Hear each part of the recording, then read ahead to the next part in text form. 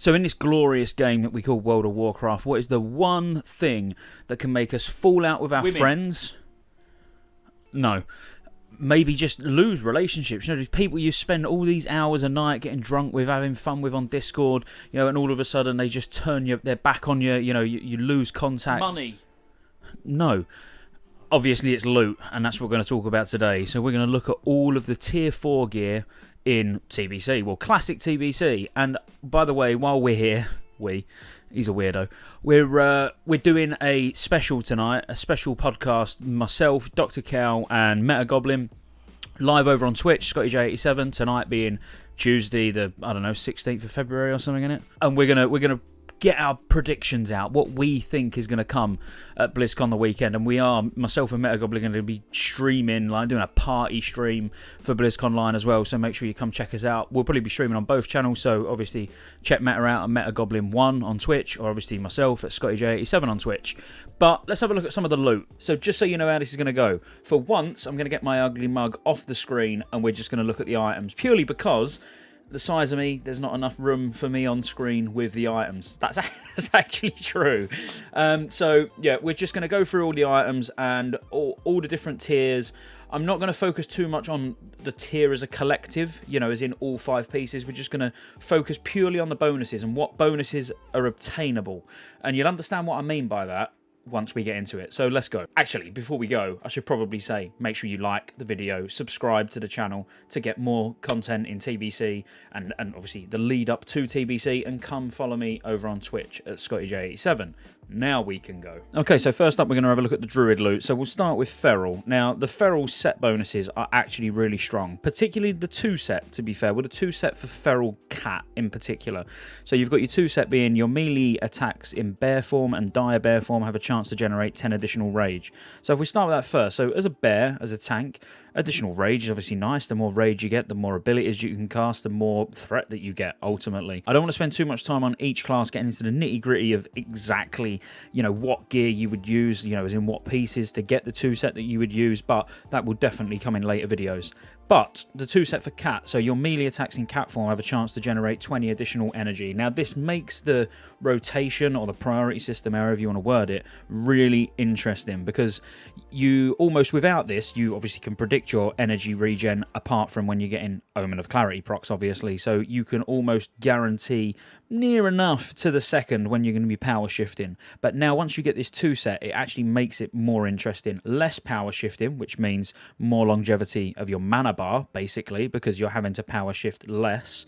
And obviously when you start getting these tier 4, this is when you're actually going to start getting some intellect on your gear as well as Feral. So win-win. Then the 4 set, not quite as good as the 2 set in my opinion. I mean, the bear form one's quite strong, you know, 1400 armor, that's big, and you get bonus armor on every piece of this tier as well.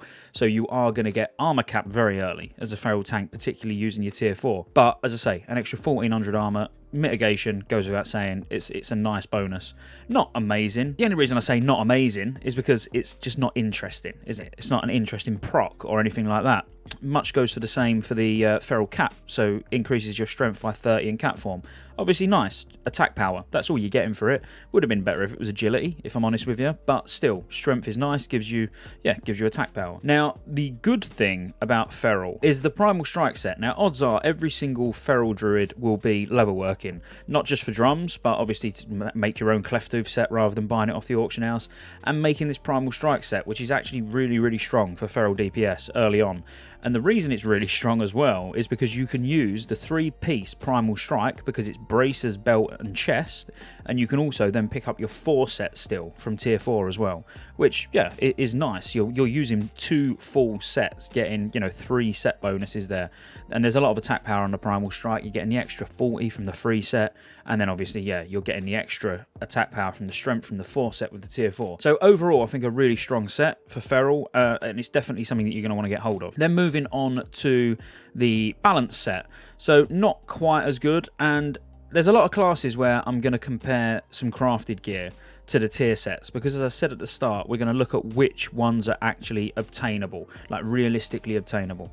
Now, in videos, I've gone backwards and forwards on whether you should bother with the tailoring set as a boomkin, just purely because of the lack of primary stats, and, you know, boomkins are renowned for going ohm, obviously. So you know, sacrificing all of those primary stats to get lots of spell power, lots of hit, lots of crit and procs from spell strike and things like that, you know, it might not be the way to go. If the bosses are easy and your mana is holding out, then obviously tailoring min-max wise is absolutely going to be the way to go. But in all fairness, the only set bonus here that's really any good, I mean, they're both good for, again, longevity of your mana bar as a boomy. You know, your harmful spells having a chance to restore 120 mana. In my experience of using this 2-set, it doesn't proc an awful amount. I've not done the maths behind it to tell you exactly what the estimated mana gain is over a 6-minute fight or anything like that. Let's face it, if you can pick the 2-set up, it's only going to help. But it's just not, it's not amazing.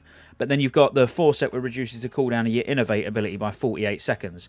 Now, even this, really, when you think about it, is not great. Innovate's got a massively long cooldown anyway. So even with the 48-second reduction on it, the vast majority of fights, you're still only going to get one use. So the 4-set is neither here nor there, in my opinion. Feel free to correct me in the comments and tell me why I'm wrong. But overall, balanced set, nothing special is how I would put it. There's nothing special there that really makes you go like, oh my god, I can't wait to get this set. Other than the 2-piece maybe helping you a little bit with your mana earlier on. Then for the Resto set. So Resto set, again, it's not that great, and we're going to get into exactly why it's not that great and why you're probably not going to get any of it or not much of it, because you're probably going to go tailoring as a Resto Druid. Because if we look at this 2-set, so your helpful spells have a chance to restore up to 120 mana, so it's pretty much exactly the same as the Boomy set, bit lazy Blizzard.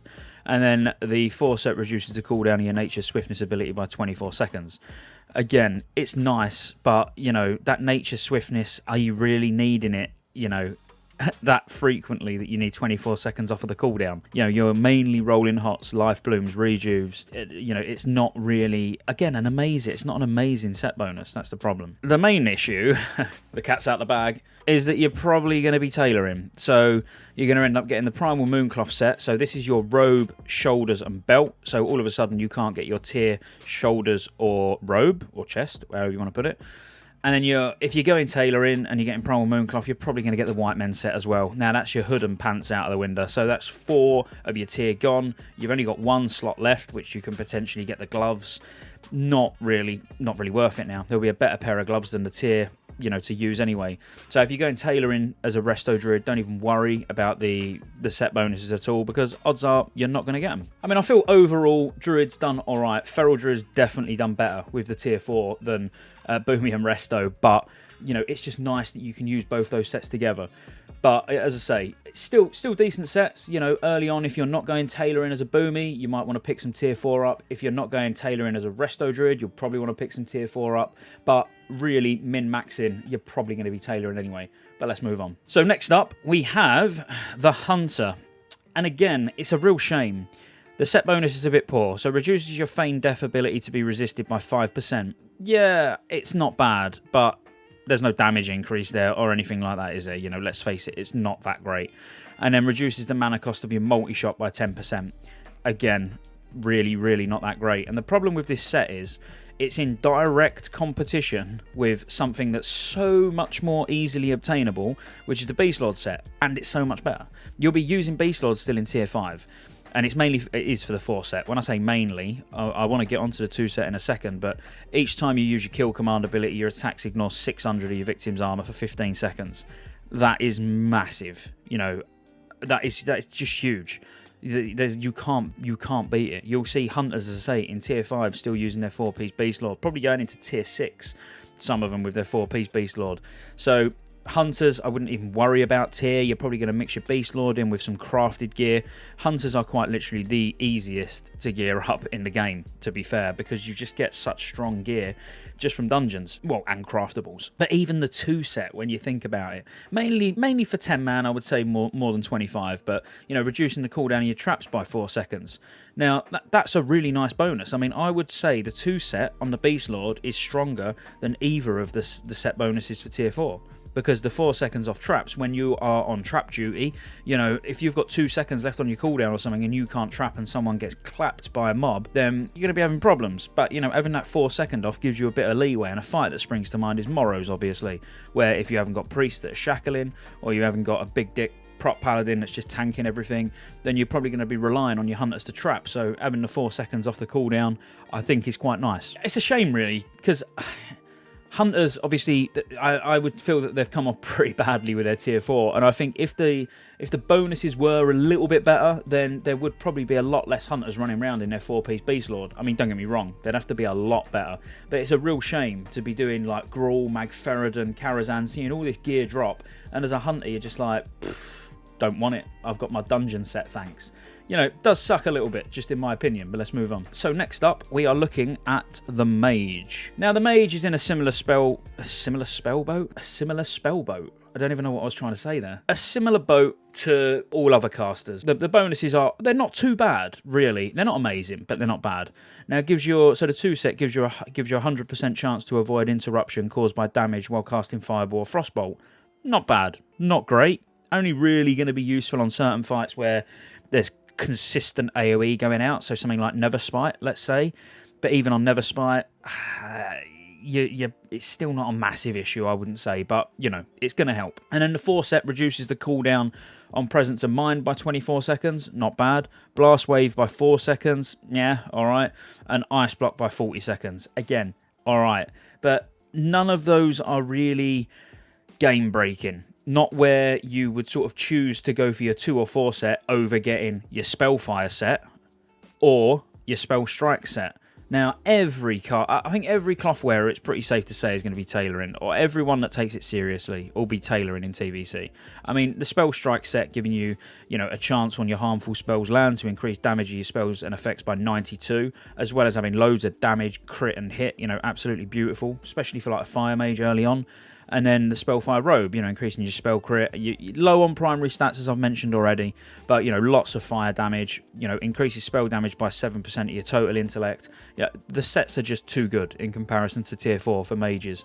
So you're probably going to go tailor in, and again, by the time you've got your Spell Strike hood and pants, your Spellfire robe and gloves, you've now only got 1 slot of tier 4 left that you could even put in there. So you can't even get your 2 set bonus, which it is a shame. Now, obviously, you would be subbing out the Spellfire gear for Shadow Weave, Frozen Shadow Weave, if you was going to be Frost. Now, that's really personal preference. Frost is arguably stronger earlier on, but this isn't really about who does the most damage. But I just thought I'd mention that, Spellfire isn't your only option. The set's still nice. For a mage that's not going tailoring, you're probably going to pick it up, but the set bonuses are a little bit lackluster for me. But yeah, moving on. And then next up, we have the Paladin. Now, the prop Paladin set is, in my opinion, very strong, and I'm sure Dr. Cal will shout at me for saying the tier 4 is strong, because he'll be mixing all these off pieces with God knows what. He's probably got weapons from Stratholm or something, just because they're overpowered and no one knows about it. But increases the damage dealt by your Seal of Righteousness, Seal of Vengeance, or Seal of Blood by 10% for the 2 set. And increases the damage dealt by your Holy Shield by 15% for the 4 set. Now, the reason I want to talk about both these together is because if a prop Paladin, in my experience, if a prop Paladin is going to have problems with threat anywhere, it's going to be single target. AoE, no problems at all. Single target is probably the one where, if you're going to struggle, it is going to be on that. And I'm not saying you're going to struggle on single target, but obviously your AoE threat is extremely strong. Your single target threat is decent. It's decent, but, not as strong as your AoE. So getting that increased damage on all of those, so on your shield and on your seals, it's 10% and 15%, so it's quite a decent amount as well. It's only going to help. It's a decent set overall. Obviously, I'm only showing you the chest, but, it mixes a bit of, spell damage, shield block rating, defense on everything. You get a bit of parry on one of them as well. It's a solid set. And I think as a prop Paladin, once you'll be getting your righteous set from dungeons early on, and then you're probably going to be going for your tier 4. But as I say, purely the threat on it is brilliant, but there are going to be higher defense pieces that you can mix in there, so you're not going to get 5 pieces, obviously. You might opt to only go for the 2 piece, and then go for, if you're trying to get uncrushable, which you're probably going to be uncrushable fairly early, you'll be mixing in other pieces to stay above that uncrushable sort of cap. But overall, I think prop, yep, very nice. Then looking at Holy. So now you'll know, if you've watched any of my content before, I mentioned about tailoring for Holy Paladins. And I'm not particularly a fan of it because of the lack of crit, lack of intellect. Even though it's going to have massive plus healing, big mana per 5, the bonuses, the actual set bonuses are really strong. I just don't. I wouldn't recommend it as a Holy Paladin. It's still going to be better than Tier 4 and better than what you can get early on using Primal Mooncloth and White Mend. It's just not what I would recommend. I would say it's probably the weakest. So the Holy Paladin is getting the least amount of benefit, in my opinion, from the tailoring healing gear than any of the other healing classes. But again, absolute min-maxing, getting as much plus healing as you can, then obviously that would be your decision. But I actually think the Tier 4 is relatively strong on its own. But before we get on to Ret, so just quickly on the set bonuses for the Tier 4 Holy. So increases the amount healed by your Judgment of Light by 20.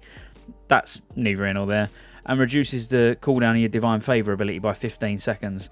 I mean, that's quite nice, bringing down, you know, the cooldown to be able to pump out that big free heal is decent. I don't think either of the set bonuses are particularly exciting, if I'm honest with you. It's a bit like the Resto Druid set, reasonable, but just not that great. So on that, let's move over to Ret. So increases the damage bonus of your Judgment of the Crusader by 15%. So for those of you who don't know, that then increases, when you Judgment of the Crusade, it increases holy damage taken on the target by X amount. So this is going to increase it by 15%. And then the 4 set increases the damage dealt by your Judgment of Command by 10%. Now, the problem I see with this set is it's definitely an Alliance Paladin set. It's strong, I would say, if you're Alliance. Getting the 4 set increases damage dealt by your Judgment of Command by 10% because you're going to be using Seal of Command, because if they don't give Alliance Seal of Blood, you've got no other option. So it's actually strong. But then on the flip side, for Ret, an item by item basis, they may be strong. And what I mean by that is if you can't find a better chest than this, or you've been unlucky and not got a better chest than this, then yeah, it might be worth using. But you're certainly not going to be using it to try and get the 4 set. And what you've got to remember when it comes to the Paladin tier, or the Paladin in general, you're probably going to be going blacksmithing. So you aren't crafting any gear, really, that you're going to put on. You're probably going to be mixing in some Tier 4, but it's just a shame that the bonuses are not as good as we'd hope. Yeah, I think the Paladin one's a bit strange. I think the proc got so much love in TBC. You know, it got a taunt, it got like immense tanking ability, and then a really, really strong 4 set. Well, 2 and 4 set, you know, early on in Tier 4. They done well. I think Ret and Holy didn't come off as well here, but let's carry on. And then next up we have the Priest. So we'll look at the sets first. So we'll look at the Shadow Priest, we'll look at the Holy Priest, and then we'll talk about why you're probably not going to use them. And you've probably guessed it already, but I won't spoil it for those who haven't. So your 2 set, your Shadow Fiend has 75 more stamina and lasts 3 seconds longer. The 75 more stamina is nice, because if it's going to last 3 seconds longer, if there's AoE going around, it increases the chances of it actually surviving those extra 3 seconds. Not too bad. And your Mind Flay and Smite spells deal 5% more damage. Now, Mind Flay is your main filler. So actually, I would say it's a really good 4 set. Getting just flat 5% extra damage on Mind Flay. You know, it's good, but you're not going to use it. But anyway, back to the Shadow Fiend one. You know, your Shadow Fiend, if you don't know, or if you're watching this even though you're not a priest, it gives you mana back. Basically, you summon a Shadow Fiend, it hits the mob, and you get mana back. So an extra 3 seconds of it is going to give you more mana back, which is lovely. You know, that is actually a really good set bonus. 2 and 4, in my opinion. But as I say, we're going to get to why you won't be using them once we've covered Holy. So your Prayer of Healing spells now also cause an additional 150 healing over 9 seconds. Now, that, when you look at it, could be very, very strong. But the servers that I've healed on as a priest, it doesn't scale with healing power or spell power. So it is 150 over 9 seconds, which is actually so negligible. Like, absolutely negligible, that it will do such a minor amount of your healing that it's almost not worth worrying about at all.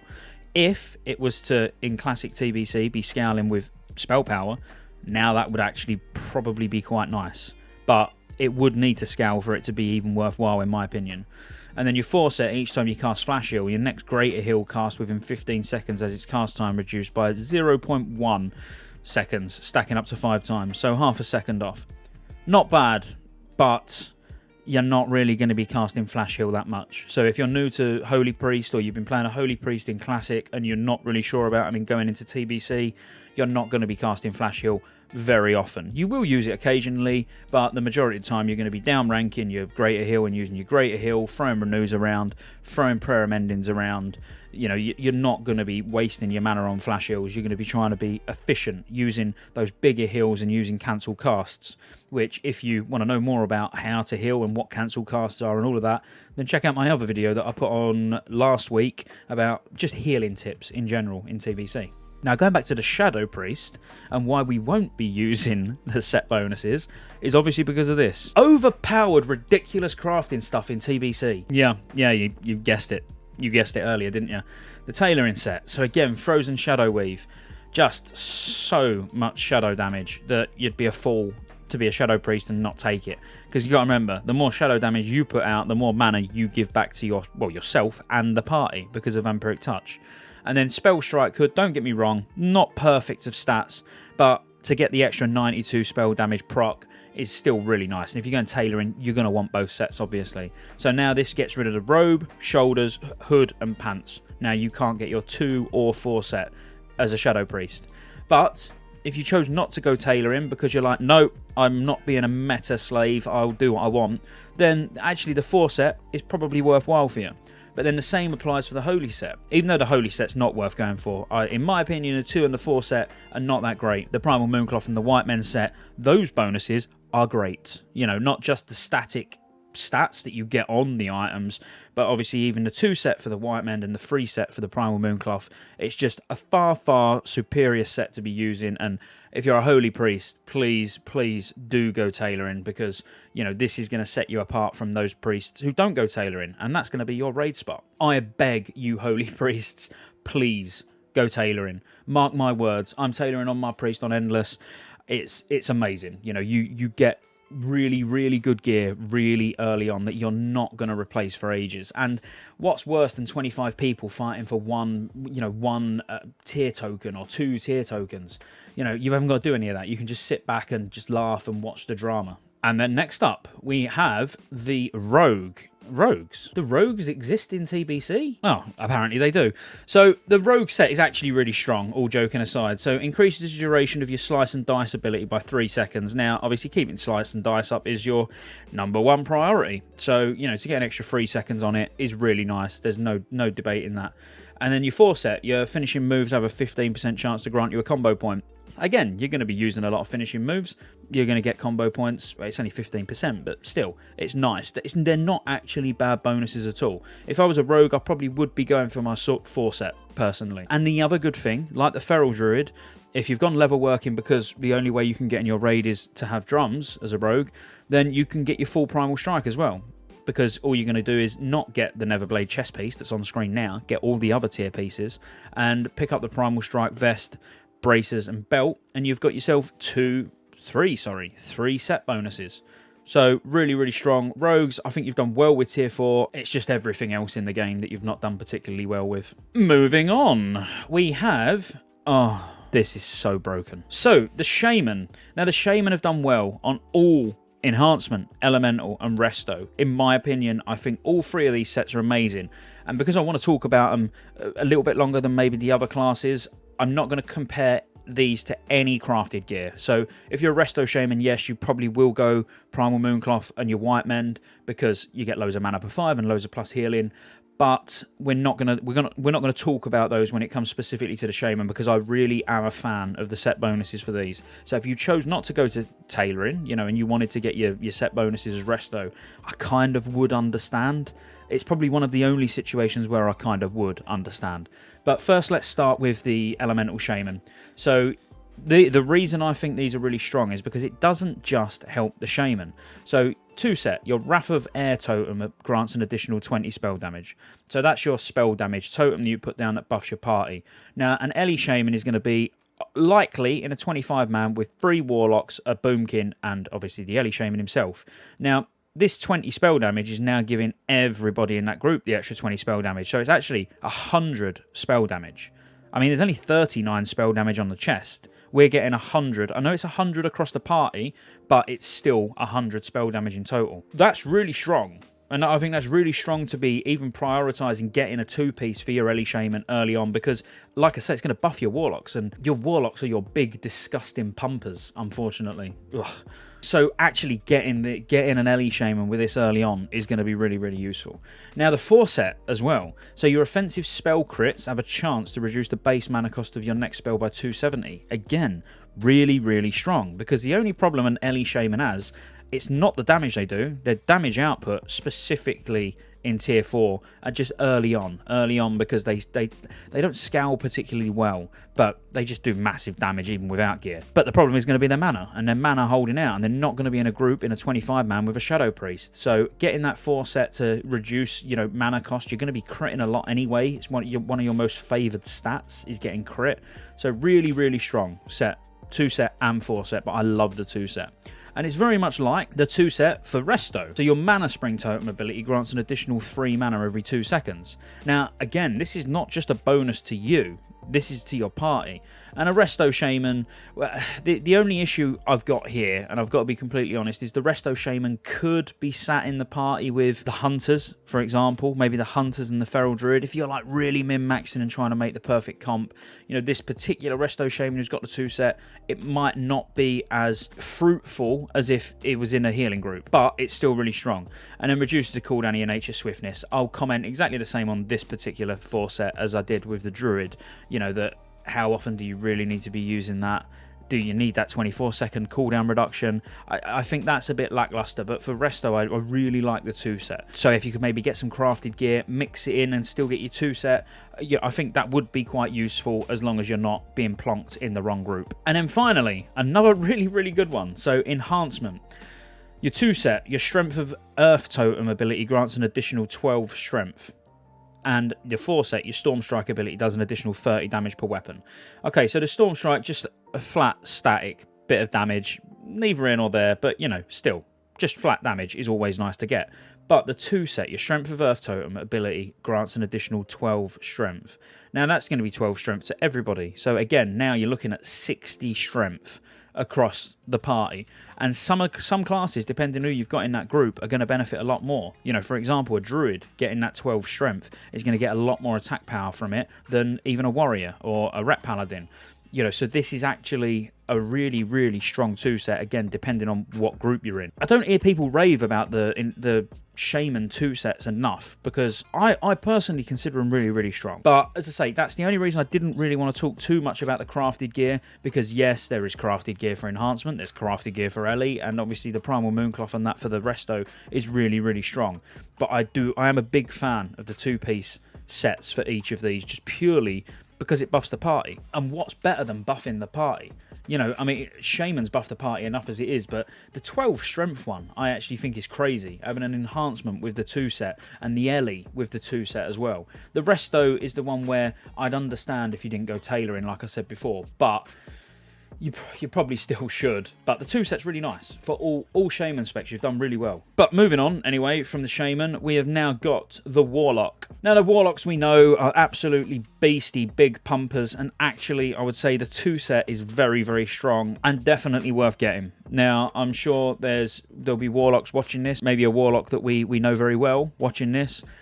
And I hope you agree that the 2 set, so your shadow damage spells, have a chance to grant you 135 bonus shadow damage. Now, I say that 2 set is absolutely worth getting and keeping for a while, as long as you can. Obviously, it does the same if you was a Fire Destro Warlock as well. So it gives you 135 bonus fire damage, which is nice. The 4 set increasing the duration of Corruption and Immolate abilities by 3 seconds. Not so great. The reason I'm saying it's not so great is because it does sound nice, but you're not going to use it, and you know why? Because you're going to be using your Spell Strike, and you're going to be using your Frozen Shadow Weave. But, like I've said for other classes, you can't get your 2 set using your Spell Strike and Frozen Shadow Weave, because it takes up the robe, the shoulders, the hood, and the pants slot. So what do? My opinion would be to drop 1 piece of Frozen Shadow Weave. And possibly, without looking deep into all of these tier pieces, which I haven't done, we're just more interested in the bonuses, but looking at the chest on screen, having the hit rating, and the fact that the Frozen Shadow Weave robe is going to be more expensive than the boots and the shoulders, it could be the chest that you go for. I mean, there's probably loads of options, and as I say, if we was to look at all the items on an item-by-item basis, we probably would quite quickly discover which piece of the Frozen Shadow Weave you shouldn't use.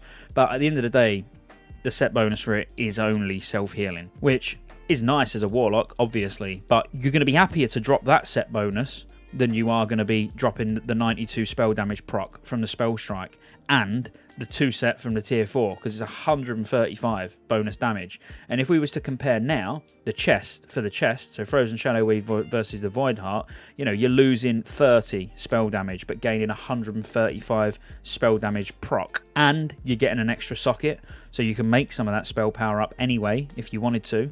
And you're getting hit rating. So that's hit rating gems that you wouldn't use somewhere else, so you can get more spell damage. But as I say, I'm sure if we was to look at all of the individual pieces, there could be one that's better. Maybe the shoulders are better. But you know, I would need to sit and look at that properly. But overall, we know the Warlocks are the big pumpers, and we know they need the good gear. And you know, if getting that 2 set for them, you know, I would almost borderline prioritizing the 2 set to your big pumping Warlocks, because 135 spell damage proc is nice, and when we've seen some of these other tier 4 sets that are not quite, you know, a bit lackluster, they'll be nice to get, but they're not going to make that much of an impact. I think the proc for the Warlocks is going to make an impact. The same way I think the totems for the Shaman is going to have an impact. You'll notice once they get that 2 set versus not. You know, the Rogue, who does no damage anyway, you give him his 2 set and he's got 3 seconds extra on his Slice and Dice, he's still probably going to do no damage. Whereas the Warlock, boom, is going to pump like a beast. And then moving on from the Warlock, I apologise, I got a little bit excited there. Onto the Warrior. Finally, the Warrior. So I'll just put both sets up at the same time, because we're not going to talk too much about crafted gear. Well, we're not going to talk about crafted gear at all, because early on you're probably going to be blacksmithing for the weapon, or weapons, depending on whether you're arms, fury, whatever. If you're prot, likelihood you're going to be maybe engineering an armor smith, but there's not really anything you're going to make early on that's going to break into your tier gear. But let's just look at the bonuses. So the 2 set for the Warbringer Chestguard, which is the protection set, you have a chance each time you parry to gain blade turning, absorbing 200 damage for 15 seconds. And then your 4 set, no, let's talk about the 2 set first. So when you parry, you absorb 200 damage for the next 15 seconds. It's minor. It's a minor amount of damage, but it's still mitigation. You know, if you're not going to get that on another item, are you? What item could you equip to not have the 2 set? So what item could you equip where you're going to be able to mitigate 200 damage for 15 seconds? Because that's a lot, and there's not going to be an individual item that you could put on that would do the same thing. Obviously, that's why it's a set bonus. I think that's strong early on, and you know, Warriors, let me know in the comments what you think about your set bonuses, because they're a little bit all over the place, if I'm honest with you. Some of them are nice, like I consider that to be nice because it's straight up mitigation. The same way with the 4 set, your revenge ability causes your next damage ability to do 10% more damage. Straight up threat.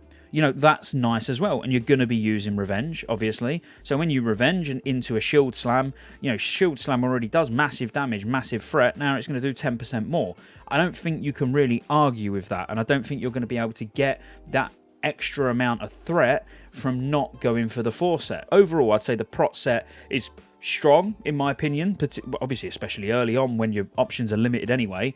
So yeah, I would definitely say the Prot Warriors have done fairly well there. DPS Warriors, your Whirlwind ability costs 5 less rage. Not bad. Any rage reduction means more actions per minute, if you like, so it's not bad. And then you gain an additional 2 rage each time one of your attacks is parried or dodged.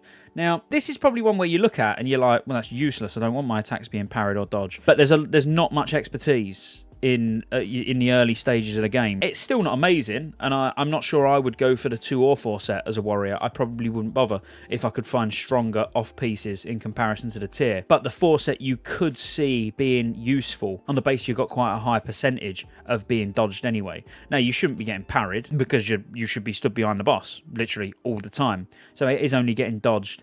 So it's probably the rage gain over the course of a fight. I mean, looking at the actual stats for it would be quite interesting. But at first glance, I would say the the DPS warrior has come off a lot worse than the prot warrior. And that's it really, guys. I mean, I just wanted to have a little look through all of the tier sets with you, so you know whether your tier set's worth getting. Do you need to worry about it? You now know what your competition is as well. If you're sharing a tier token with whoever else, you now know, well, they don't really need theirs as much as I need mine. So you could almost use this video to actually build a bit of a priority loot system from this. If you're a raid leader or a guild leader, you could use this as a resource to build your loot system on. Do you prio the stuff to the shamans, the warlocks, whatever order you do it in. But if you stayed all the way to the end, I really hope you enjoyed the video. I hope you found it useful and informative, and let's look forward to BlizzCon this weekend. I absolutely can't wait, and make sure you like and subscribe. I'll see you on the next one.